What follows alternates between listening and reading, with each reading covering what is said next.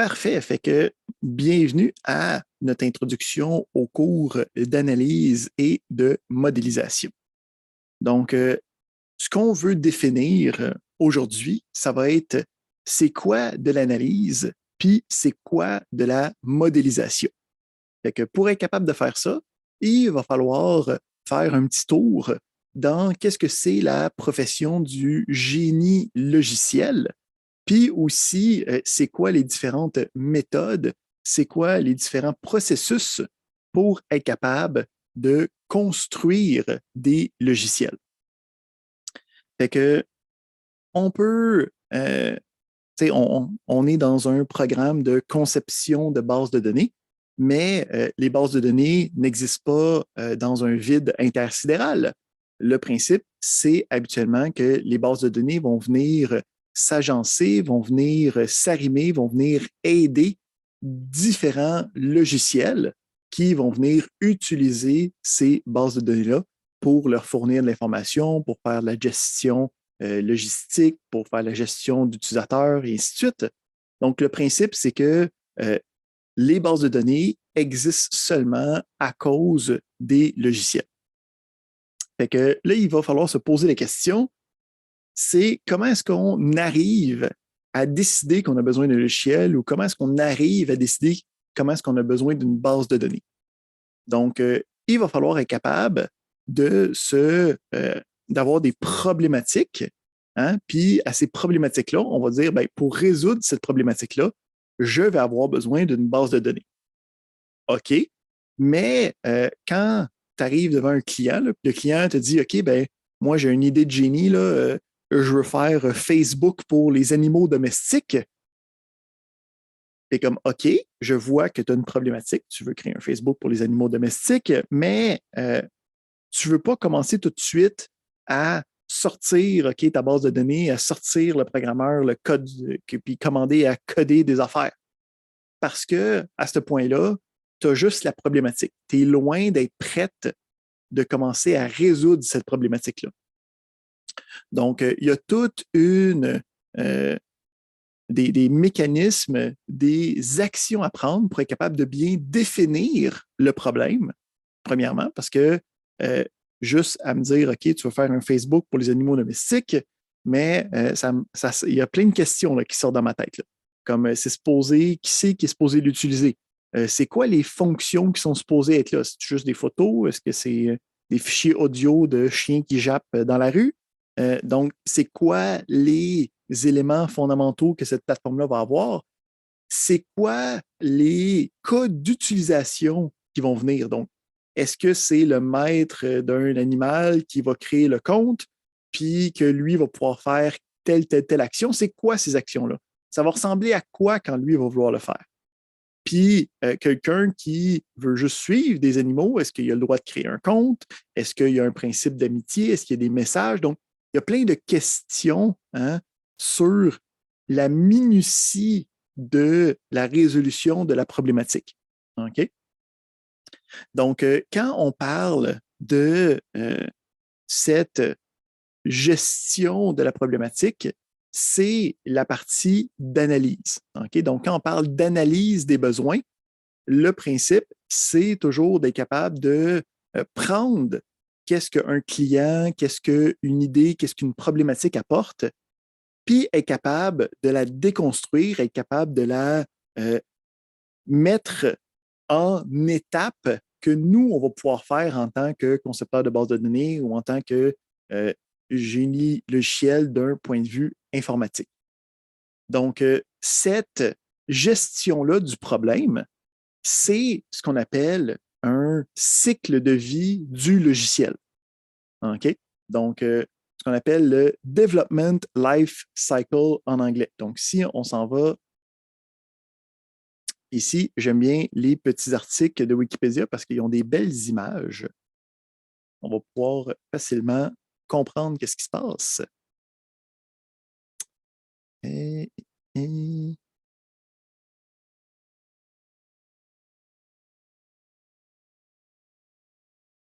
Un instant, je vais mettre ça un petit peu plus gros.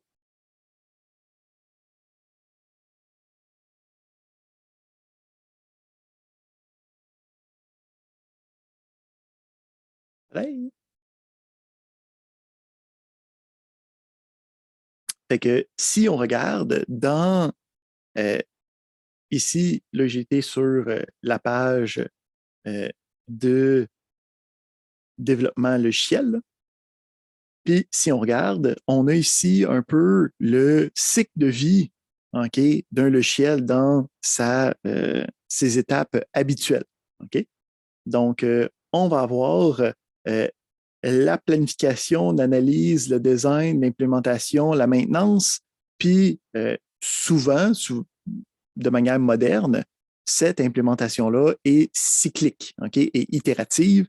Une fois que tu as fini une première implémentation, tu vas commencer à penser à autre chose que tu veux faire, et ainsi de suite. Si on regarde comme un peu le mécanisme ok, fondamental, les premières dans les années 2000, mettons, 90-2000, comment est-ce qu'on voyait la gestion du cycle de vie logiciel?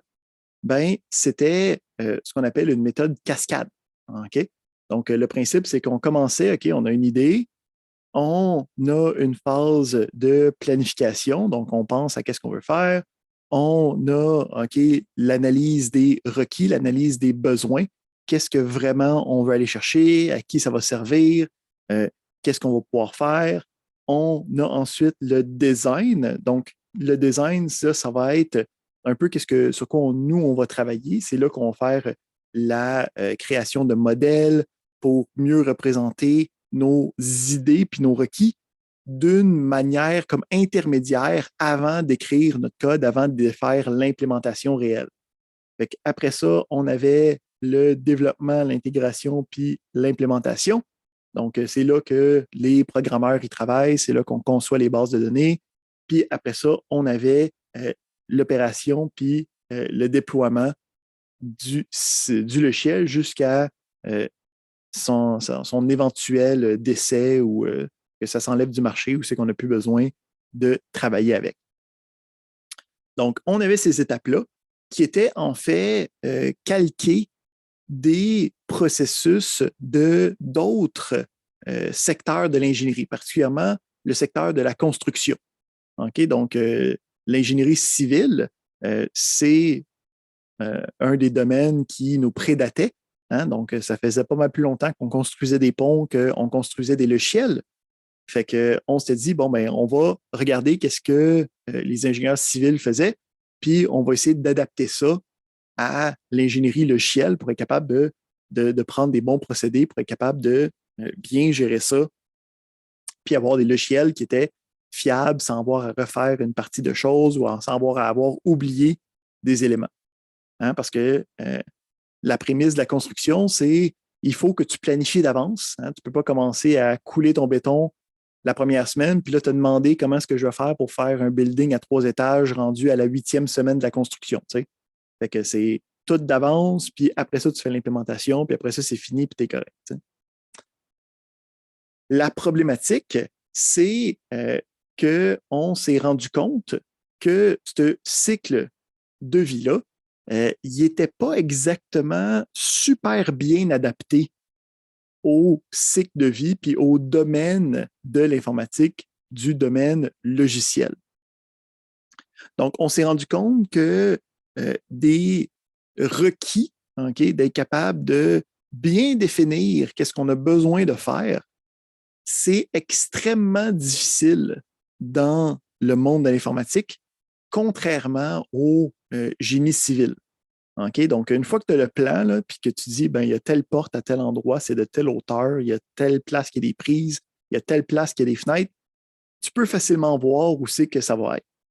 Mais si je te dis, OK, ben, je veux avoir un site web où c'est que c'est un Facebook pour les animaux domestiques, il y a plein de petites choses qui ne sont pas nécessairement claires, okay, qui peuvent être implémentées de différentes manières, puis qui vont avoir des requis différents ultimement.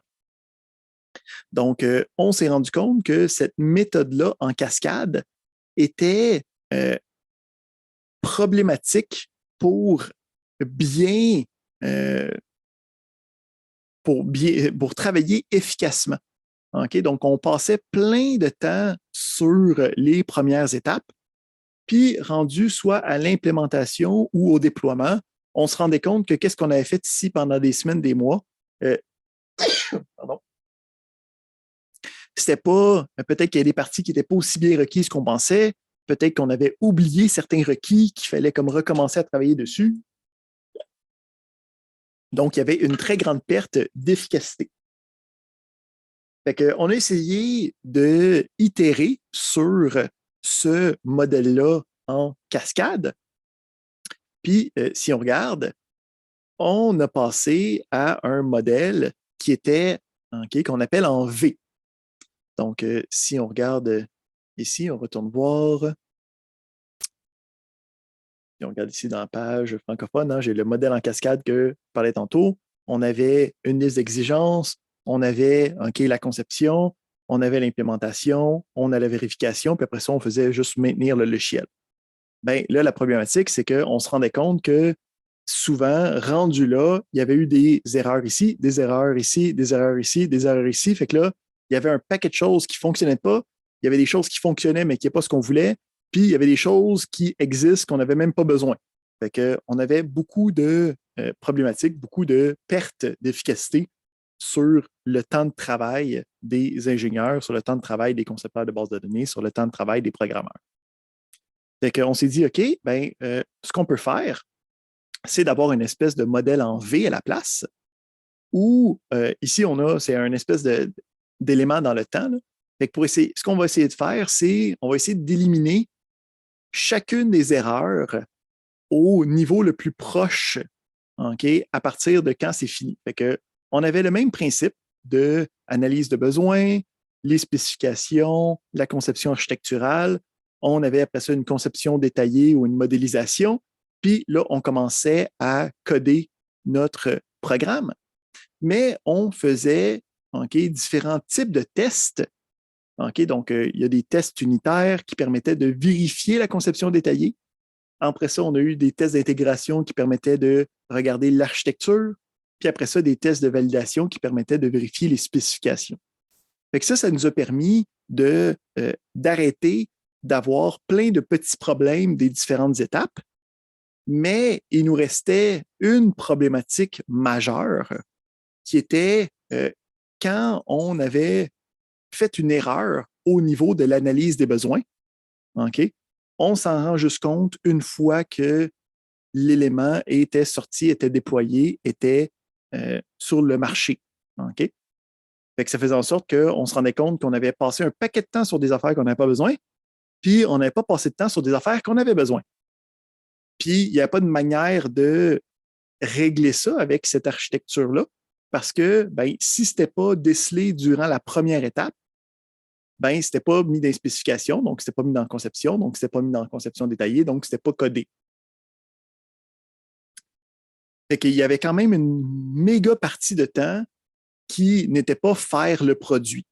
Fait que ça faisait en sorte que les logiciels prenaient des mois, voire des années pour avoir une nouvelle version, pour avoir une première version même, parce qu'on mettait tous les points sur les i, on mettait toutes les barres sur les t pour être capable d'avoir quelque chose qui était encore une fois calqué sur le génie civil où, si tu ne planifies pas de mettre tes poutres de support aux bonnes places, ça va s'écrouler à l'intérieur d'une semaine. Fait que, c'est pas exactement le même domaine. Fait que, on a calqué quelque chose qui n'était pas aussi efficace qu'on pouvait l'être. Fait que, on est maintenant rendu, puis là, je ne dis pas que c'est la dernière version des choses, parce que en tant que science, l'informatique est considérablement jeune comparément aux autres sciences. On n'a même pas encore une centaine d'années. Là. Fait que, on est rendu à des modèles qui sont itératifs. Donc, le principe du modèle itératif, c'est de prendre un peu les mêmes genres d'étapes, mais à place de faire toute l'analyse des besoins, toutes les spécifications, tous les éléments, ce qu'on va faire, c'est on va prendre un seul besoin, une seule petite capsule de notre produit final, puis on va juste faire une boucle pour cet élément-là, ce besoin-là, cette spécification-là. Fait qu'à la place de dire, OK, ben, je veux avoir OK, un site web pour mes animaux domestiques qui ressemblent à Facebook, à la place de dire, OK, ben, je prends 6 mois pour essayer de penser à tout ce que j'ai besoin possible, je vais dire, OK, ben, je prends 2 semaines, puis j'essaie d'avoir une page qui va ressembler à ce que je veux que ça soit. Je ne pourrais pas encore avoir de compte, je ne pourrais pas poster des nouvelles affaires, je ne pourrais même pas avoir des oiseaux encore, ça va être juste pour les chats, mettons. OK, donc, tu essaies d'avoir une version minimale qui te permet d'avoir OK, une version tangible extrêmement rapidement. Donc, le processus itératif, c'est d'être capable d'avoir quelque chose d'utilisable, quelque chose de testable, quelque chose de qu'on peut mettre sur le marché d'une manière extrêmement rapide. Fait que ça te permet de voir tout de suite, est-ce que c'était assez? Est-ce que j'ai besoin de travailler plus sur cet élément-là? Ou est-ce que c'est pas utilisé, puis j'ai juste perdu ce petit bout de temps-là pour m'en rendre compte? Donc, le processus itératif, c'est basé sur différentes, euh, différents éléments, là, mais qu'est-ce qui a parti ça dans le monde euh, du développement logiciel? C'est ce qu'on appelle OK, le manifesto agile. Donc, dans le monde informatique, vous allez voir beaucoup de demandes d'emploi ou des compagnies qui disent, nous, on est agile. OK? Donc, quand la compagnie dit qu'elle est agile, c'est pas parce qu'à chaque matin, OK, ils ont un entraîneur qui vient 30 minutes pour faire de l'exercice à l'intérieur de la compagnie. C'est pas ça une compagnie qui est agile. Le but d'une compagnie agile, c'est d'être capable de dire, puis là, ici, on va aller voir en français. OK? C'est que c'est agile par rapport au développement du logiciel. OK? Donc, c'est capable d'être rapide, c'est capable de pouvoir se rediriger rapidement. OK? C'est pas une quincaillerie lourde qui a un effet de boule de neige où c'est que ben, ça fait 6 mois que tu planifies quelque chose, puis là, tu te rends compte qu'il y a une problématique fondamentale, ben, il est trop tard, on vient de dépenser 6 mois, ben, on ne peut pas arrêter le processus à ce point-là. Ça va être juste une affaire qui ne marchera pas ou qui marchera moins bien ou qui n'est juste pas là. Donc, le principe, c'est que on a une emphase sur les individus, leurs interactions. Okay? Donc, on veut voir les utilisateurs, qu'est-ce qu'ils font avec. On veut voir qu'est-ce qu'ils ont besoin, plutôt que les processus préalables ou les outils qu'on utilise. De favoriser les logiciels qui sont opérationnels. Okay? Donc, d'avoir quelque chose de fonctionnel, d'avoir quelque chose de tangible, plutôt que d'avoir une documentation exhaustive qu'on aurait préparée pendant des mois, des années. La collaboration avec le client. Okay? Donc, ça veut dire que le principe d'agile, c'est de mettre le client dans la boucle à l'intérieur du cycle de vie du logiciel. Hein? Parce qu'avant, dans la méthode en cascade, le client arrivait, disait, ben moi, j'ai besoin de telle affaire, j'ai besoin que ça fasse telle chose. Correct, on se revoit dans 18 mois. Puis là, il arrivait 18 mois plus tard, tu avais fait tous tes documents, tu as fait tes conceptions détaillées, tu as fait ton implémentation, tu as fait tes tests. Là, le client y arrivait, puis il était comme, OK, ben quand moi j'avais dit ça, c'était comme ça que je le pensais. Là. Vous autres, vous l'avez fait de telle autre manière, ça ne marche pas. Là, tu es comme, ben là, nous autres, on vient de passer 18 mois là-dessus. Tu peux nous repayer une autre fois, là, mais c'est ce qui est fait, c'est fait. T'sais. Fait que la collaboration avec le client est primordiale. Puis finalement, l'adaptation au changement. Okay? De ne pas avoir peur de dire on s'est trompé, de ne pas avoir peur de dire OK, on ne va pas dans la bonne direction, de ne pas avoir peur de dire OK, ben cette feature-là, on pensait qu'elle allait être utilisée, il ne l'est pas, ça coûte des ressources, fait qu'on va le couper. OK? Donc, d'être capable d'être agile par rapport aux besoins que ton logiciel remplit. Donc, on a des principes sous-jacents là, qui viennent gérer un peu plus dans la minutie les différentes grandes lignes qu'on vient de voir auparavant. mais je pense qu'on a compris le principe fondamental de qu'est-ce que c'est d'avoir une application qui est agile. Fait que, à partir de cette pensée presque philosophique-là, hein, donc ça, c'est pas un manuel de comment diriger une entreprise. Hein, c'est un peu comme une espèce de. C'est même pas au niveau des 12 commandements. Là, là, on est plus à Jésus qui nous dit aimez-vous les uns les autres. Là, c'est pas très clair comment est-ce qu'on peut appliquer ça, OK, dans la vie de tous les jours. Donc, à partir de ce manifesto-là, il y a eu des méthodes de travail qui ont été développées pour être capable d'appliquer des pratiques agiles. Donc, c'est là que va venir différentes méthodes de conception logicielle courantes.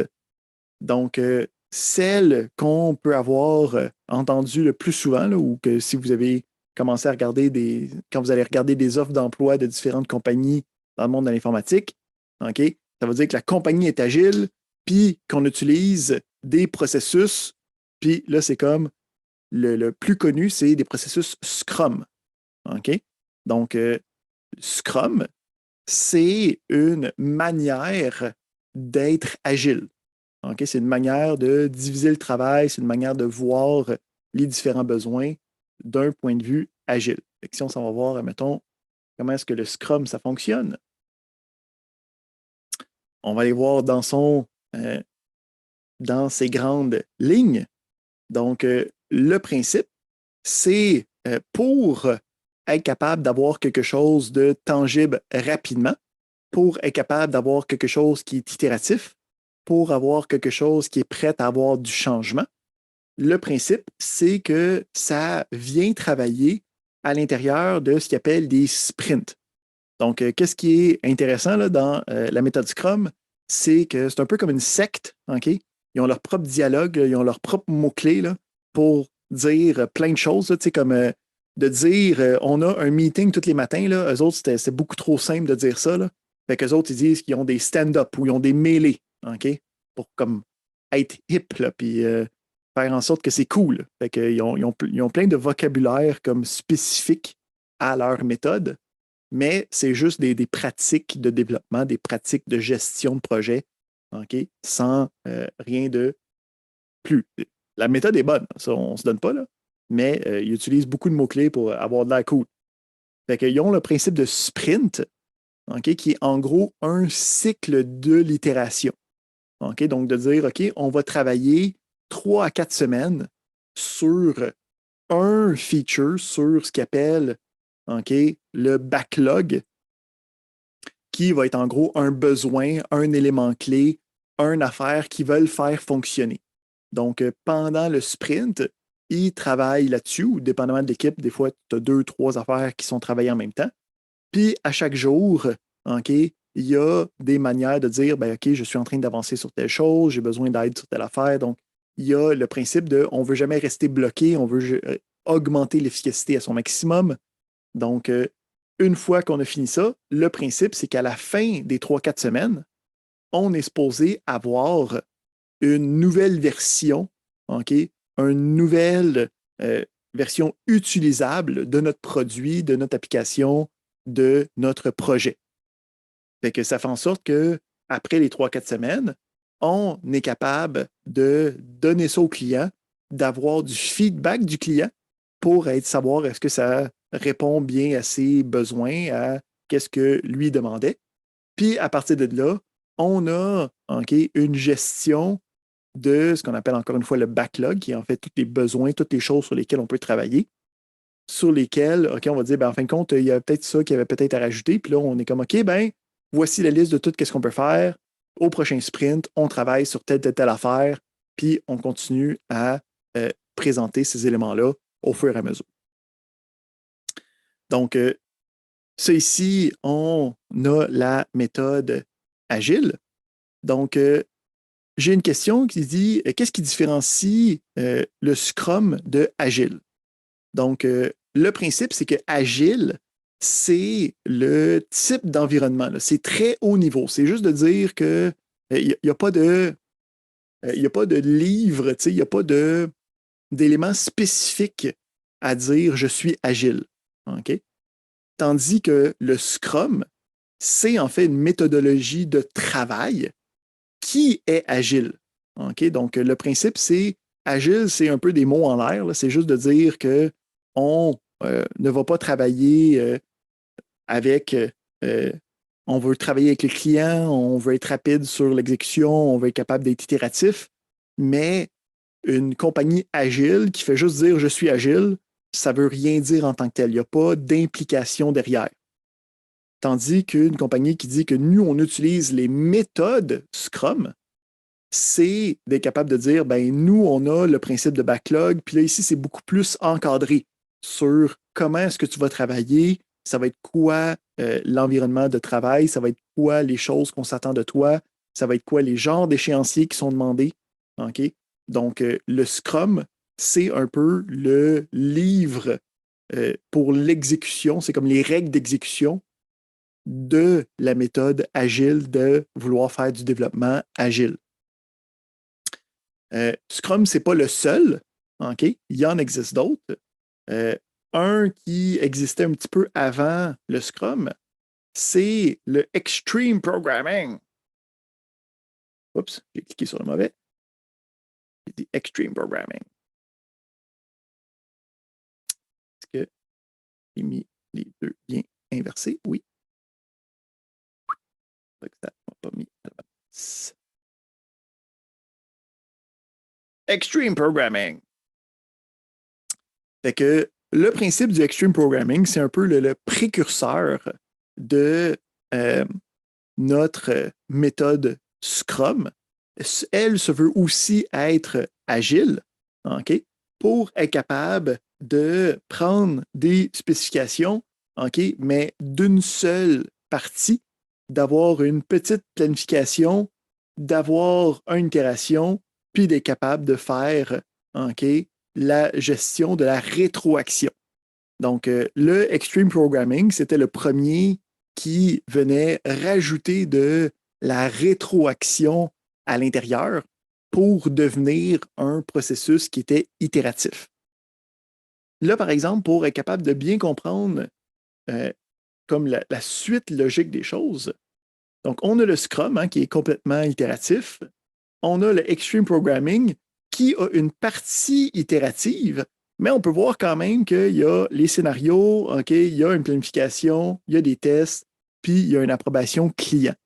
OK, donc on est quand même dans un peu plus le vieux modèle.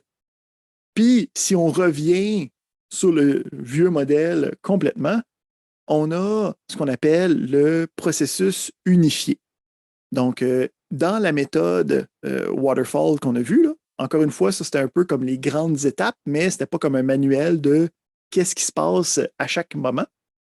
Le processus unifié, lui, ça va être vraiment qu'est-ce qu'on va faire, à quelle étape, qu'est-ce qu'on a besoin pour être capable d'avoir un projet qui part d'une idée, puis qui se rend au déploiement.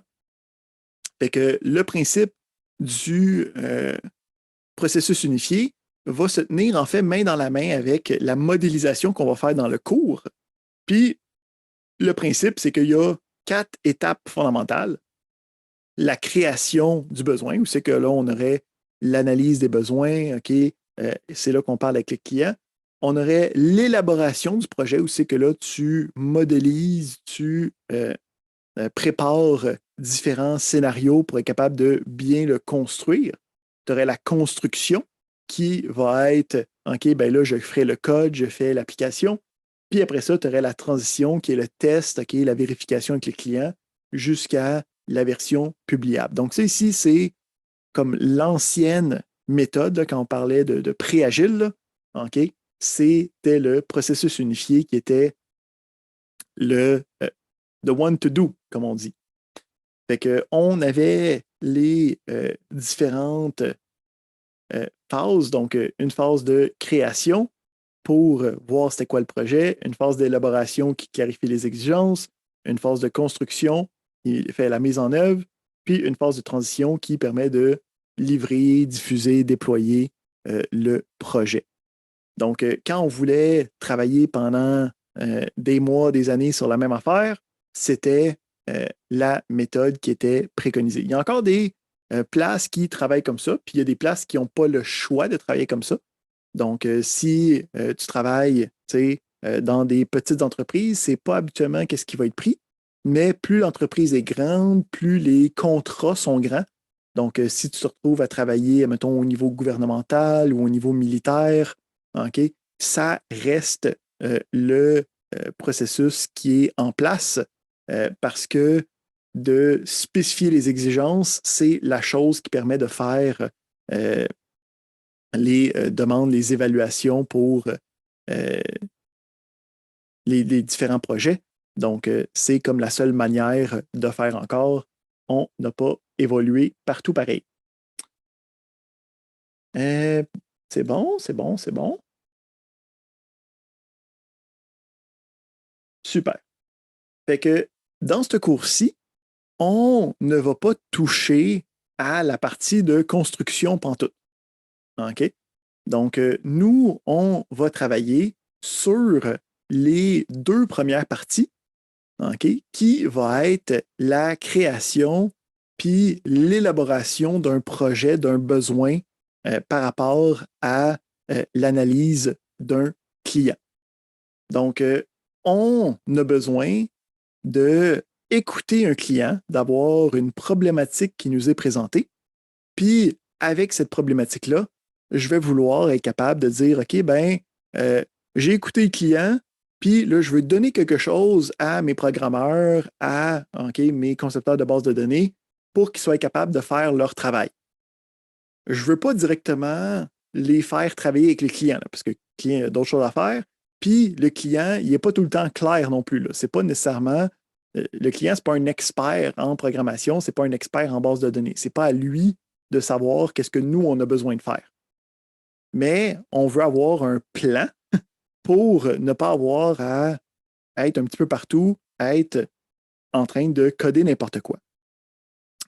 Fait que une fois qu'on a fait l'analyse des différents besoins, qu'on va avoir codifié qu'est-ce que le client a besoin, puis même durant ce moment-là d'analyse, on va pouvoir utiliser des diagrammes.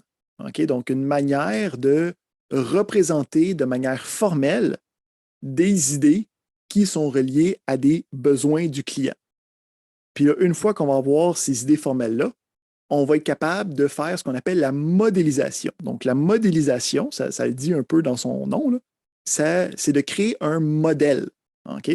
Donc, un modèle, c'est quoi? C'est une représentation d'un projet, d'un produit, de besoin qu'on va pouvoir utiliser comme référence quand on va faire l'implémentation. OK? Donc, si je te parle, admettons, si on revient à notre exemple de construction, la modélisation, OK, en construction, c'est les architectes qui font la modélisation. Donc, les architectes créent le plan hein, avec les mesures, avec toutes les informations par rapport à la spécification du client, qu'après ça, durant l'implémentation, durant la construction, on est capable d'y faire référence. Donc, un plan d'une maison, c'est le modèle de la maison.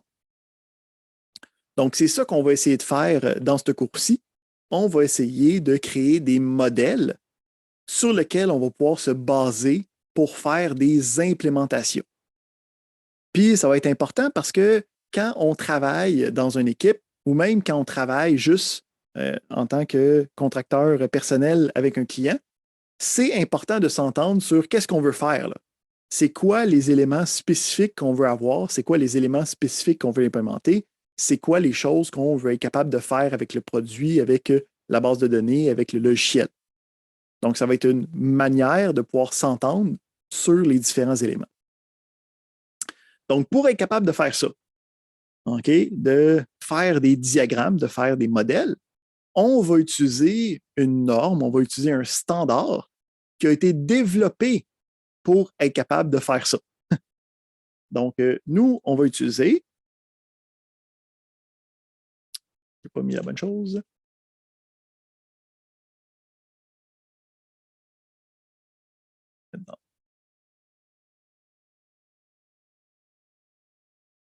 on va utiliser un langage de modélisation, OK, qui s'appelle l'UML, OK, qui est le Unified Modeling Language. OK, donc, le principe, c'est que quand on a commencé à faire les cycles de vie logiciels, OK, il y a eu plusieurs différentes institutions, plusieurs vents d'idées, OK, qui ont commencé à toutes déployer leur propre modèle avec leurs propres règles. OK? Donc, si je fais un carré, ça veut dire ça. Si je fais un rectangle, ça veut dire ça. Si je fais une flèche avec des pointillés, ça veut dire ça. Tu sais? Puis là, il y avait d'autres idées, d'autres vents qui utilisaient les mêmes éléments, des carrés, des rectangles, des flèches, des pointillés, mais qui voulaient dire d'autres choses. Puis là, on s'est rendu compte que ça aidait personne d'avoir tout le même but, okay, d'être capable de modéliser quelque chose, d'être capable de comprendre qu'est-ce qu'on veut avoir dans un projet, qu'est-ce qu'on veut avoir dans un produit, quand on avait différentes versions, différentes règles qui faisaient la même chose. Fait que le principe, c'est qu'il y a eu une collaboration à travers toutes les écoles d'idées pour se rejoindre puis de créer un seul langage de modélisation, OK, qui est devenu l'UML, le langage de modélisation unifié. Donc, le langage UML, c'est des spécifications, c'est des normes qui vont nous indiquer que quand je fais une boîte en rectangle avec une flèche en pointillé vers ça, ben ça veut dire telle chose. Ça veut dire que je veux implémenter telle sorte d'éléments. Ça veut dire que je veux représenter tel besoin pour mon client. Donc, le principe de l'UML, c'est des règles pour faire des diagrammes. Donc, c'est un langage visuel, OK? Ce n'est pas du code, ce n'est pas du SQL. Ça va être des boîtes puis des flèches qui vont vouloir dire des choses qui vont se traduire en code par la suite. Hein? Donc, le principe, c'est d'avoir quelque chose de visuel que je peux présenter au client, que je peux mettre autour d'une table avec d'autres concepteurs, avec d'autres personnes qui travaillent sur les bases de données, avec d'autres programmeurs, pour qu'on soit capable de s'entendre sur une seule vision du problème. Donc, il existe plusieurs types de diagrammes. Donc, on va voir ici la hiérarchie des différents diagrammes possibles. Donc, le principe, c'est que les différents diagrammes sont pour différentes phases ou pour différentes parties des problématiques qu'on va essayer de faire.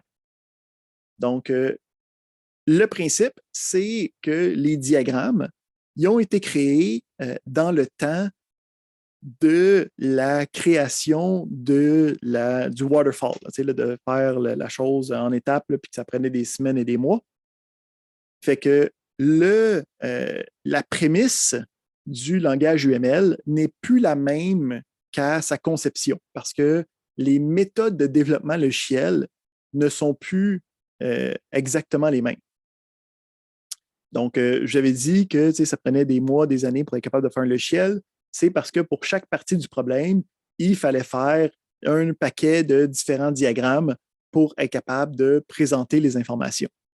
Ben, aujourd'hui, c'est plus le cas. Donc, on ne fait pas des diagrammes pour chacun des composantes, pour chacune des parties du problème, mais l'UML reste quand même un outil fondamental pour être capable de transmettre des idées. Donc, l'UML, ça va être un outil de communication, autant entre toi et le client que toi et d'autres personnes à l'intérieur de ton corps de travail, d'autres concepteurs de bases de données, d'autres administrateurs de bases de données, d'autres programmeurs, pour qu'on soit capable de bien représenter les choses.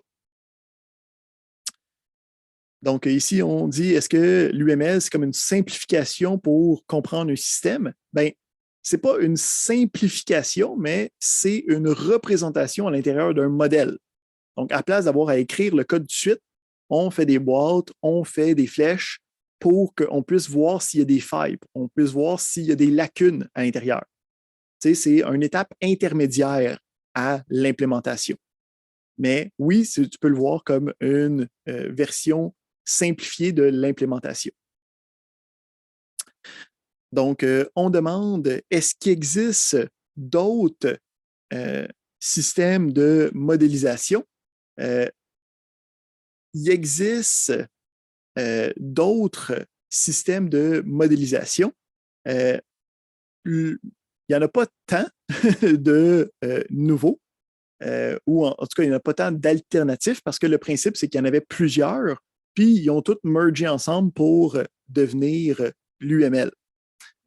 L'autre,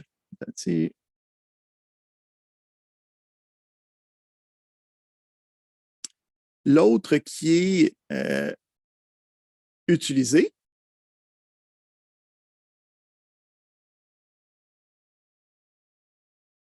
mais même là, ça ne sera pas pour les mêmes choses nécessairement. Là. Donc, fait qu'à la question, est-ce qu'il y en a d'autres? Il n'y en a plus d'autres. Il y en avait d'autres avant, il y en avait plusieurs avant, mais ils se sont tous mergés, puis c'est devenu le de facto à l'intérieur. C'est capable de faire tous les genres de problématiques qu'on a besoin. Il existe une sous-branche de la modélisation pour les systèmes puis la vérification. Fait qu'il existe un cousin au UML qui est le 6ML. OK? Donc, 6ML, c'est fait pour du system engineering. C'est pas fait pour du développement logiciel classique. C'est pour comme une sous-branche plus spécifique avec d'autres requis où c'est que là, ils trouvaient que le UML n'était pas assez. Fait qu'il y en existe, il existe des cousins, mais il n'y a pas tant d'alternatives à l'UML.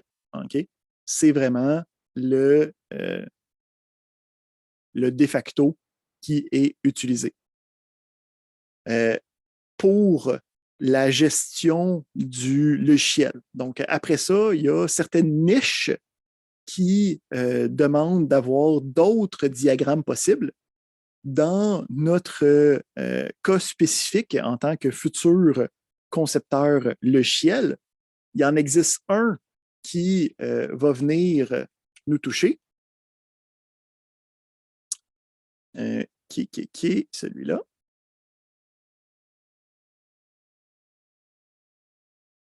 Hop là. Donc, en tant que concepteur de base de données, on va avoir un des diagrammes qui est expressément fait pour représenter c'est quoi des bases de données, mais qui va avoir certaines lacunes en UML. Fait qu'il va exister des diagrammes plus spécifiques pour être capable de nous aider dans la conception de bases de données, qui est le Entity Relationship Diagram ou le ER Diagram, que nous, on va voir à la fin de nos cours ensemble. Là.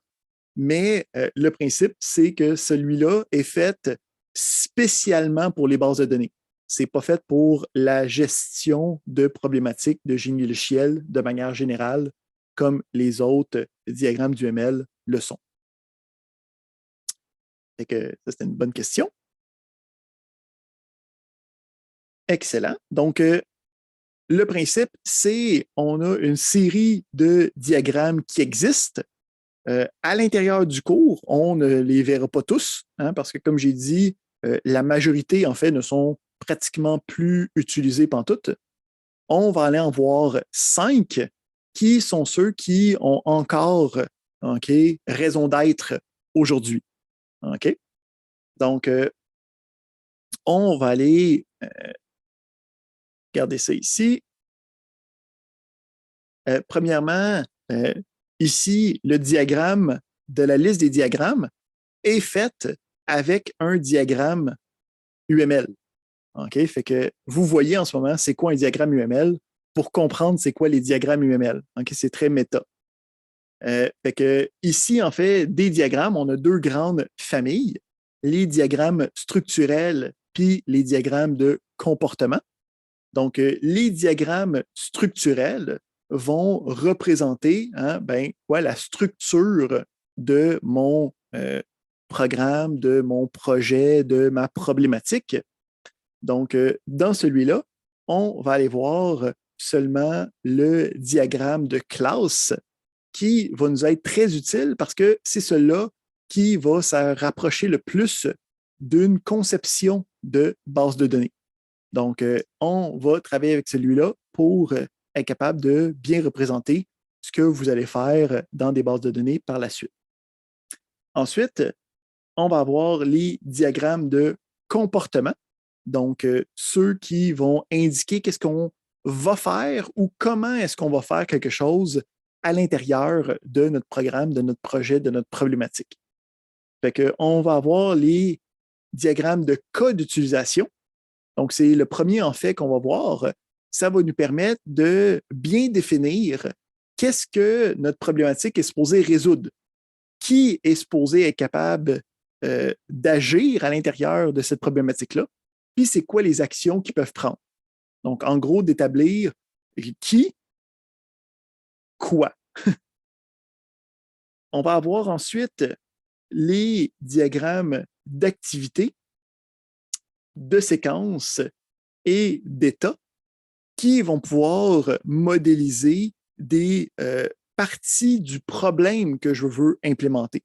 Donc là, on va tomber un petit peu plus dans comment résoudre les problèmes, comment être capable de dire, OK, ben, si on reprend mon exemple, je veux avoir mon site web pour de Facebook pour mes animaux domestiques, ben, ça ressemble à quoi quand je suis en train de l'utiliser?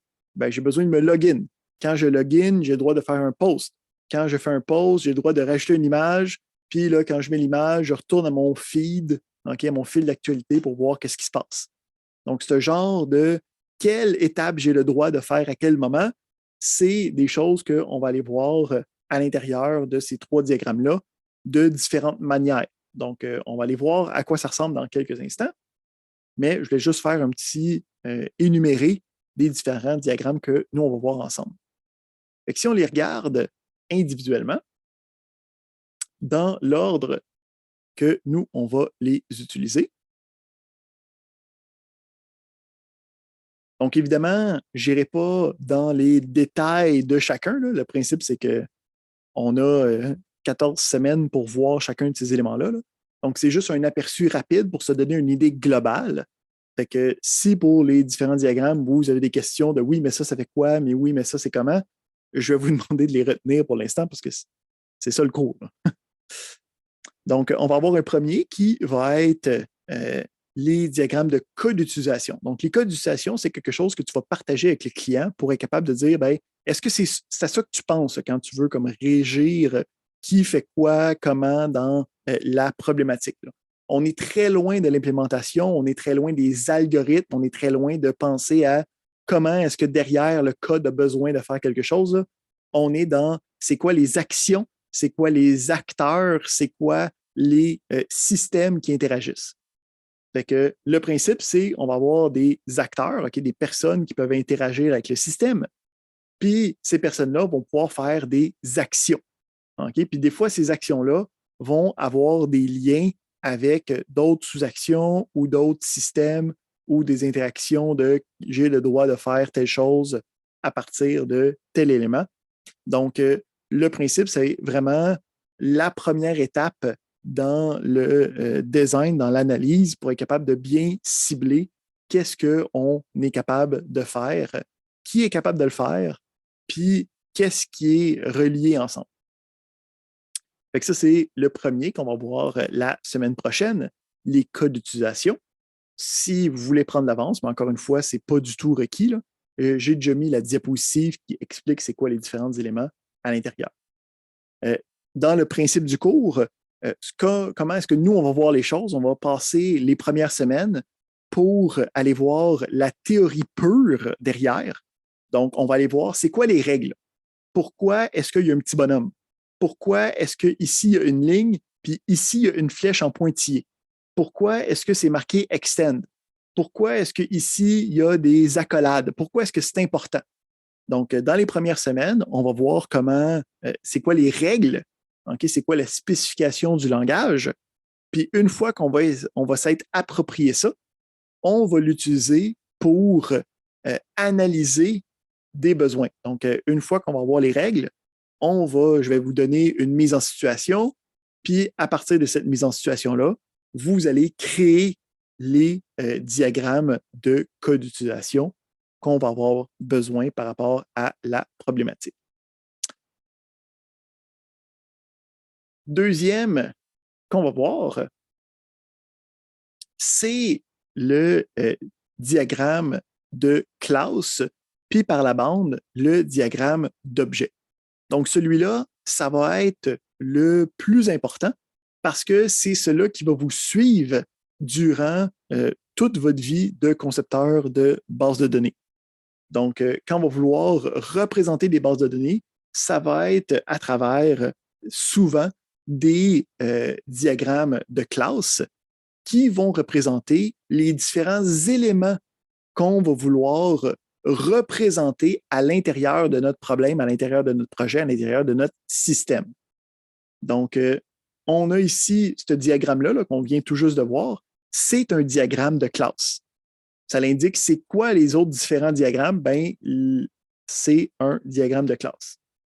Fait qu'on peut avoir, si on donne un autre exemple un petit peu plus gros, le principe de je vais avoir des représentations d'informations à l'intérieur.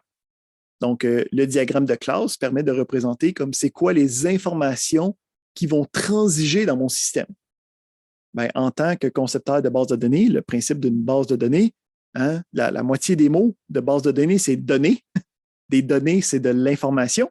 Donc, d'avoir une représentation des informations possibles, ça va être une partie inhérente de votre travail pour être capable de bien concevoir, de bien exploiter des bases de données. Donc, même principe pour cela, on va avoir une première partie du cours qui va être de comprendre c'est quoi les règles pour être capable de construire des diagrammes de classe. Donc, on peut voir ici qu'on a un paquet de flèches avec différentes versions. Qu'est-ce que ça veut dire chacune? Quand est-ce que j'utilise une? Quand est-ce que j'utilise l'autre? Pourquoi? Puis, une fois qu'on va avoir ces règles-là de bien ancrées, on va pouvoir dire, OK, ben, je veux être capable de présenter ça sur une problématique quelconque. Ensuite, on va avoir le diagramme structurel. Donc, le diagramme structurel, lui, représente l'ordre dans lequel une procédure est faite. OK?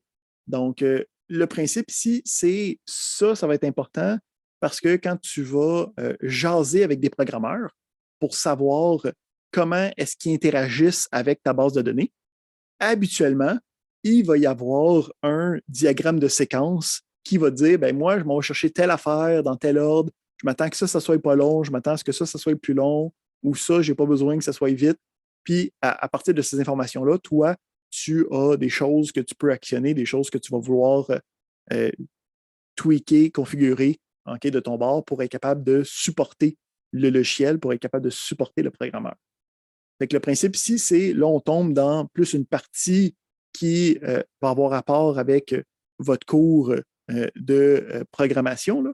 Fait que le principe, c'est que ça va nous dire, en gros, quel système travaille, puis ça va être quoi les différents appels okay, à travers le temps. Okay? Fait que cette affaire-là, là, ça se lit okay, de manière de haut en bas, de manière temporelle. Fait qu'on aurait ici un ordi qui fait OK, ben, je vais faire check email. Mais quand je fais check email, qu'est-ce qui se passe? J'ai un send, unsent mail, j'ai une demande de new email, j'ai une réponse, je download des nouveaux emails, puis je delete les anciens emails. Puis une fois que j'ai tout fait ça, dans cet ordre-là, j'ai terminé mon élément. Donc, le diagramme de séquence va te permettre de dialoguer avec les programmeurs pour savoir OK, bien, ton logiciel, il fait quoi dans quel ordre? Là? Je ne veux pas avoir à lire ton code parce que vous ne serez pas des programmeurs ultimement. Là. Vous allez avoir des connaissances de base, mais ça ne sera pas votre force ultime. Il faut être capable d'avoir une manière de dialoguer. Ensuite, on va avoir les machines à état qui vont nous permettre de voir okay, notre système, ça va être quoi ces états. Donc là, quand vous allez devoir faire parfois, vous allez avoir à faire de la programmation à l'intérieur de la base de données, ben, de savoir c'est quoi les états possibles. Donc, quand on parle d'état, là, on parle d'une situation dans laquelle on peut avoir des actions qui n'est pas possible autrement. Fait que la méthode la plus simple pour représenter un diagramme d'état, c'est, admettons, quand toi, là, tu veux utiliser Facebook, tu veux poster une nouvelle image de tes dernières vacances. Fait que quand tu arrives sur le site de Facebook, en ce moment, en tant qu'utilisateur, tu vas être dans un certain état. Soit que tu vas être logué ou soit que tu ne seras pas logué. Hein, il n'y a pas de possibilité autre. Là. Fait que, si tu n'es pas logué, c'est quoi tes options? Ben, c'est de te créer un nouveau compte ou ton option, c'est de te loguer avec ton password. Fait que tu peux aller avec loguer avec ton password. Puis une fois que tu es rendu là, ben là, tu vas avoir différentes options qui ne sont pas disponibles sur la page principale quand tu as un état qui est inconnu, là, qui n'est pas logué. Quand tu es logué, ben là, tu as différentes actions. Tu peux aller voir tes membres, tu peux aller envoyer des messages, tu peux faire un post. Ben là, quand tu t'en vas dans le post, là, ici, c'est un nouvel état où c'est que là, tu peux décider de c'est quoi le texte que tu vas mettre, c'est quoi la photo que tu vas mettre. Puis, une fois que tu fais ça, ben là, tu reviens à ton état de je suis juste logué, puis là, je peux aller faire toutes mes autres activités. Donc, le diagramme d'état est capable de représenter des actions qui vont te faire transiger à une autre série d'actions possibles à l'intérieur du système, à l'intérieur de ton environnement. Le dernier qu'on va regarder, ça, c'en est un autre qui est utilisable avec le client, qui va être un peu semblable au diagramme d'état, mais à un plus haut niveau. Donc, le diagramme d'activité, ça va être une représentation de une activité, d'un processus que tu vas prendre. Fait que le principe ici, c'est qu'on a un état initial, dans ce cas-ci, là, c'est la petite boule, là. Puis à partir de là, tu vas pouvoir avoir des actions, tu vas pouvoir prendre des décisions, tu vas pouvoir diverger, tu vas pouvoir converger sur différentes parties du système, mais ça va représenter une activité en tant que telle. Fait on pourrait avoir la même représentation de l'activité de poster quelque chose sur ton Facebook dans le diagramme d'activité qui n'aurait pas les mêmes éléments spécifiques que le diagramme d'état, mais qui pourrait représenter le même comportement ou le même besoin. Mais que ce besoin-là, ça serait pour le client, pour lui dire est-ce que c'est ça que tu penses qui devrait arriver? Là? Quand je cet élément-là, je peux soit poster, soit je peux quitter. Puis après ça, toi, tu fais le diagramme d'état, puis après ça, ce diagramme d'état va pouvoir être la chose qui va être implémentée derrière. Donc, on peut voir qu'on a différents outils, on a différents diagrammes pour différentes situations. Donc, il y en a qui sont comme au début, comme le diagramme de code d'utilisation, le diagramme d'activité, que tu peux dialoguer avec le client. Le client n'a pas besoin de savoir nécessairement comment programmer pour être capable de comprendre ce qui est sur une feuille avec des dessins.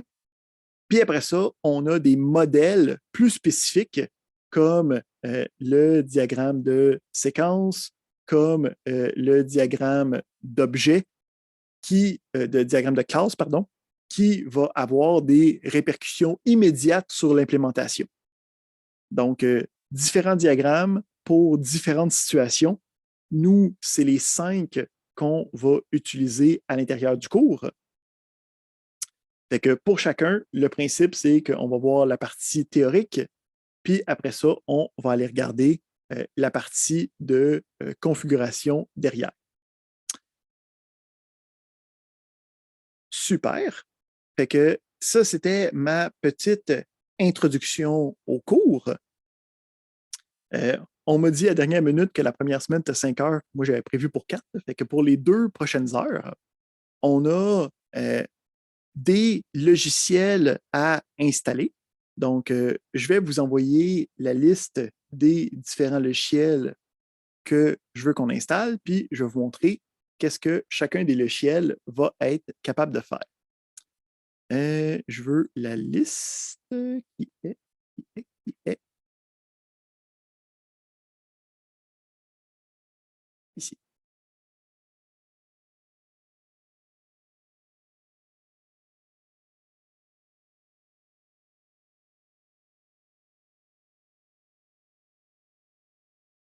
Donc, je la paste dans Zoom pour l'instant. Puis, on va aller regarder un peu qu'est-ce qui se passe avec ça.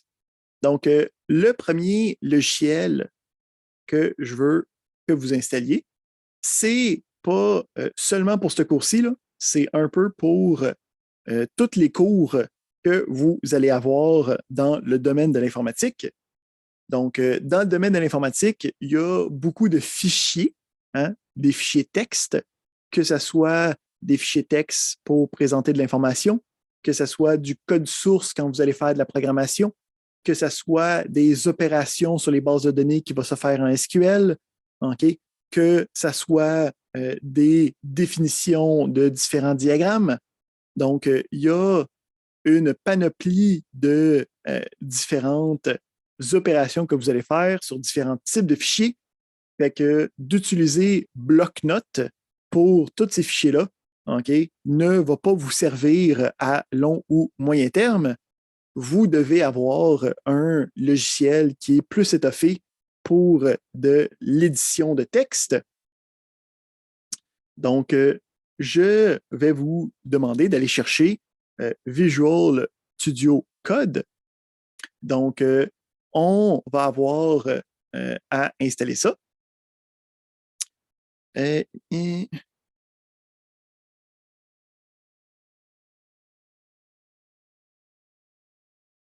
Donc, Visual Studio Code, c'est un éditeur de texte sur les stéroïdes. Donc, le principe de Visual Studio Code, donc ici, j'ai une fenêtre d'exemple de Visual Studio Code, va être capable d'ouvrir pas mal tous les fichiers texte. Puis, qu'est-ce qui est intéressant, c'est qu'il y a des extensions pour tous les différents types de fichiers que vous allez rencontrer. Donc, vous programmez en C#, OK, oui, vous avez Visual Studio, mais vous êtes capable quand même de ouvrir ces fichiers-là à l'intérieur de l'éditeur de texte qui est très rapide. Tous les fichiers que je vais vous donner, mettons en Markdown, vous pouvez les ouvrir directement à l'intérieur. Les différents fichiers code que nous, on va faire, on peut les ouvrir. Tu peux, à partir de travailler dans un dossier, fait que tu peux avoir ici en exemple, OK? Tu peux aller à l'intérieur, tu t'en vas dans un dossier quelconque, puis tu peux ouvrir différents fichiers, puis ça l'ouvre le fichier, ça détecte c'est quoi le type de fichier, ça colorise les choses par rapport, là, c'est un fichier en JavaScript quelconque que j'ai ouvert. Puis, ça va aussi s'implémenter avec un autre outil qui va nous permettre de faire des diagrammes. Donc, on peut avoir des extensions. Donc, le deuxième lien que je vous ai donné, ça va être pour l'extension de Visual Studio Code qui s'appelle Plant UML.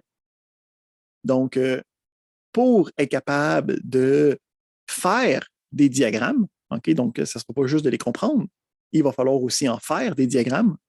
On va utiliser deux outils. Donc, le premier, ça va être Plant UML, qui est un langage de programmation. On fait un langage descriptif pour faire les différents diagrammes. Donc, si je regarde ici, le PlantUML, ça fonctionne en fait avec tous les diagrammes qu'on voulait. Donc, les diagrammes de séquence, les diagrammes de code d'utilisation, les diagrammes de classe, les diagrammes d'objets, les diagrammes d'activité. On peut voir que les 5 premiers, c'est les mêmes 5 que nous, on va voir. Là. Tout le monde sait que c'est juste ceux-là qu'on utilise. Donc, on va avoir, admettons ici, le class diagram. Puis, le principe, c'est qu'on va pouvoir écrire quelque chose comme ça. Puis, ça va nous. Je ne voulais pas aller sur le site. Puis, ça va nous donner ce résultat-là. Okay? Fait que si je copie ça avec notre élément, on peut se créer un fichier PlantUML. Okay? Donc, ici, je vais pouvoir me créer un nouveau fichier. Fait que je peux me créer un nouveau fichier, puis je le sauvegarde, puis je vais l'appeler pour 1.plant.uml. Puis, à l'intérieur, je peux copier cet élément-là, puis je vais pouvoir aller voir le résultat de ce diagramme-là. OK? Fait que je peux voir ici, c'est marqué abstract, mais si je décide de marquer patate à la place, je peux voir ici que ça se met à jour automatiquement. OK? Donc, on va être capable d'utiliser un langage, puis on va le voir, là, faites-vous-en pas là, si ça a l'air ésotérique pour l'instant, mais on veut installer cette application-là pour être capable de l'utiliser. Pour être capable de l'utiliser correctement, il va falloir avoir quelques logiciels additionnels. Donc, quand vous allez faire l'installation, il va falloir l'installer dans Visual Studio Code, puis on va avoir des requis à suivre. Donc, vous devez aller dans cette section-là, puis vous pouvez ici aller suivre les directives pour le Choco Install. Okay? Donc, c'est ça que vous demandez de faire tantôt. S'il y a des choses qui ne fonctionnent pas, si vous n'êtes pas certain, vous allez pouvoir me demander de l'aide, je vais pouvoir venir vous aider à l'installer. C'est pour ça qu'on va avoir un autre 2 heures juste pour être capable de s'assurer que tout le monde a ça correctement. Donc, vous pouvez suivre ces instructions-là pour être capable d'avoir les outils requis. Le principe, c'est qu'il faut être capable de voir ce diagramme-là pour savoir que c'est fonctionnel. Donc, avant de sortir du code aujourd'hui, vous devriez faire en sorte de voir ce diagramme-là. Pour être capable de voir ce diagramme-là, comme j'ai dit, le principe, c'est une fois que tout est installé pour le tester, vous pouvez créer un fichier qui s'appelle plant.plantuml. À l'intérieur, il faut écrire du UML. Là, fait que si vous en cherchez, vous pouvez aller chercher sur le site de PlantUML que j'ai linké aussi dans ma liste de liens, dans les logiciels utilisés, PlantUML, plantuml.com. Donc, vous pouvez prendre le code qui représente un des graphiques. Vous pouvez aller le paster à l'intérieur. Là, ici, vous n'aurez pas cette fenêtre-là le premier coup, donc vous pouvez le paster à l'intérieur. Puis, une fois que vous avez cette option-là, si on s'en va voir dans la documentation, ça nous dit je peux peser sur Alt-D pour être capable de voir le preview. OK, donc moi, c'est option D.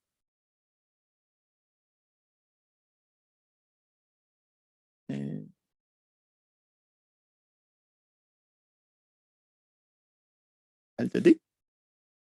Puis en cliquant sur Alt-D, ça fait apparaître le diagramme.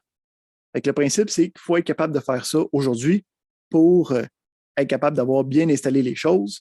Si vous suivez les éléments, c'est juste 2 commandes qu'on a besoin de faire, là. Donc, si vous allez dans les requirements, je l'ai dépassé. Donc, dans les requirements, il y a une section pour Windows. Vous pouvez skipper cette partie-là. Il y a un Quick Choco Install. Donc, ça vous dit d'ouvrir un command.exe en tant qu'administrateur, puis d'insérer les 2 commandes. Si vous ne savez pas comment faire ça, tantôt, je vais vous offrir le moment qu'on puisse le faire ensemble. Puis après ça, on roule telle commande pour que tout fonctionne par la suite. Donc, une fois que ça, c'est fait, vous devriez être capable d'avoir le diagramme de disponible à l'intérieur. Donc, on va se donner du temps tantôt. Si ça ne marche pas tout de suite, c'est pas grave. Là. Vous allez pouvoir me demander de l'aide en temps et lieu. Fait que ça va être notre premier logiciel qu'on va utiliser pour la gestion de, du programme. Donc, ici, le principe, on demande est-ce qu'on doit l'utiliser, l'installer ce soir? Bien, le principe, c'est que c'est ce soir que je donne du temps pour l'installer. Okay? Donc, c'est ce soir que je prends 2 heures pour s'assurer que ça soit correct. Si après ça, tu l'installes par la suite, ben, c'est à toi de t'assurer que c'est fonctionnel parce que tu vas être à l'extérieur. Okay? Donc, durant les autres moments, tu vas être en fin de file de priorité si ta version de PlantUML ne fonctionne pas.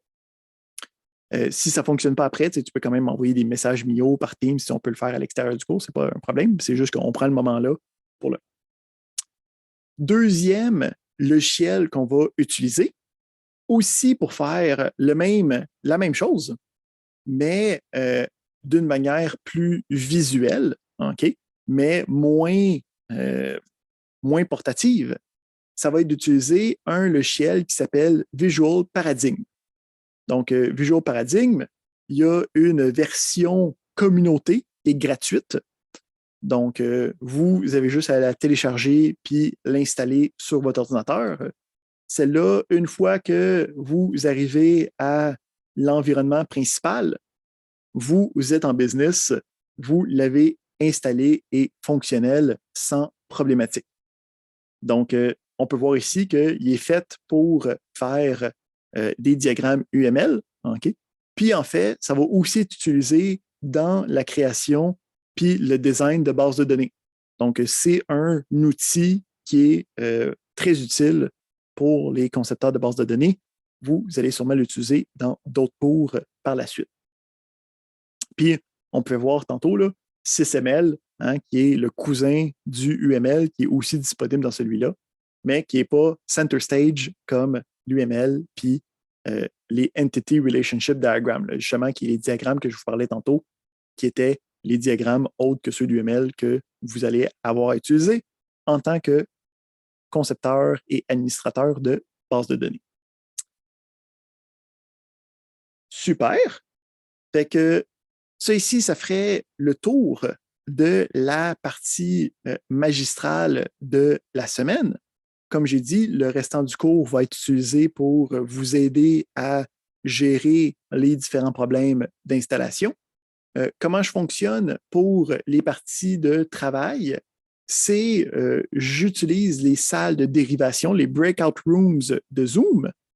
Donc, si vous n'avez jamais utilisé ça jusqu'à date, c'est que vous allez être dans une salle individuelle où vous allez pouvoir faire le travail. Puis, le principe, c'est que dans cette salle-là, dans votre barre de Zoom, là où c'est que vous pouvez vous muter, démuter, aller voir le chat, et ainsi de suite, partager votre écran, vous allez avoir un nouveau bouton qui est un bouton de demande d'assistance ou un bouton de Request for Help en anglais.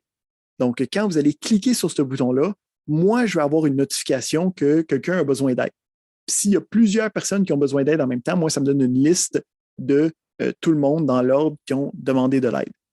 Fait que moi, j'utilise ce système-là pour s'assurer que je puisse aller aider tout le monde qui ont besoin d'aide dans l'ordre qui ont demandé de l'aide. Donc, le principe pour le restant de la soirée, ça va être installer Visual Studio Code, installer l'extension de PlantUML, s'assurer de suivre les instructions de l'extension de PlantUML pour être capable de faire fonctionner PlantUML à l'intérieur. On sait qu'on a terminé quand on a réussi à avoir un diagramme à l'intérieur de Visual Studio Code. On veut aussi installer Visual Paradigm Community Edition. Donc, celui-là, il faut juste le partir et l'exécuter. Donc, le premier coup, ça va vous demander est-ce que vous voulez vous inscrire, blablabla. Tu peux juste dire non, plus tard, juste le partir. Puis, quand tu arrives à cette fenêtre-là, tu sais que tu es en business. Fait que si tu réussis à avoir ces deux fenêtres-ci, tu as terminé pour cette semaine. Puis, à partir de maintenant, je pense les présences sont plus comptées, là, fait que tu peux t'en aller une fois qu'on est dans la période de travail individuel. Puis, on va se revoir la semaine prochaine pour commencer notre premier diagramme UML qui va être le diagramme de cas d'utilisation. Est-ce qu'on a des questions par rapport à qu'est-ce qu'on vient de déblatérer, qu'est-ce qu'on a à faire, qu'est-ce que je m'attends de vous dans la prochaine heure?